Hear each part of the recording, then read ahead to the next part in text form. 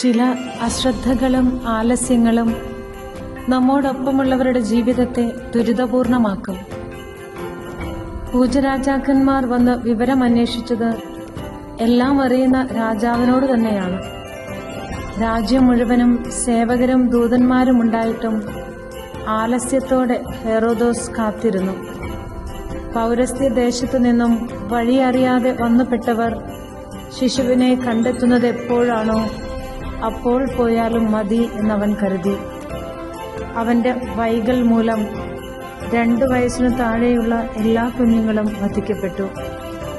പരിശുദ്ധ മറിയത്തിനും ആട്ടിടയർക്കുമെല്ലാം ഉണ്ടായിരുന്ന പൊതു സ്വഭാവം തിടുക്കമാണ്.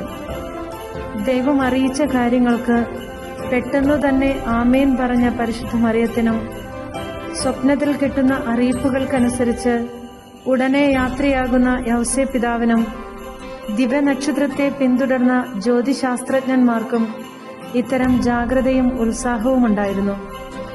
ഹെറോദോസ് രാജാവ് സ്വന്തം ഉത്തരവാദിത്വം സൂക്ഷ്മതയോടെ ചെയ്തിരുന്നെങ്കിൽ പേരെഴുതിക്കാൻ വന്നുകൂടുന്ന ജനാവലിക്ക് താമസിക്കാൻ ഇടങ്ങളുണ്ടാകുമായിരുന്നു.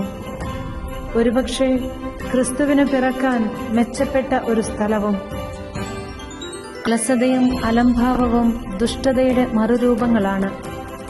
തന്റെ പക്കലെത്തിയവർക്ക് ഒരു ആൾസഹായമെങ്കിലും ഏർപ്പെടുത്തി കൊടുക്കാൻ മെനക്കെടാതിരുന്ന രാജാവിനെ പോലെ നമ്മളും സ്വാർത്ഥതയുടെയും അലസതയുടെയും കംഫർട്ട് സോണുകളിൽ കഴിയുന്നുണ്ടെങ്കിൽ ഈ ക്രിസ്മസ് കാലം ആ പുറന്തോടുകളിൽ നിന്ന് പുറത്തിറങ്ങാനുള്ള അവസരമാകട്ടെ. ഇന്നു ചെയ്യേണ്ട കാര്യങ്ങൾ ഇന്നു തന്നെ ചെയ്യാം. നന്മ ചെയ്യാനുള്ള അവസരങ്ങൾ പരമാവധി പ്രയോജനപ്പെടുത്താം.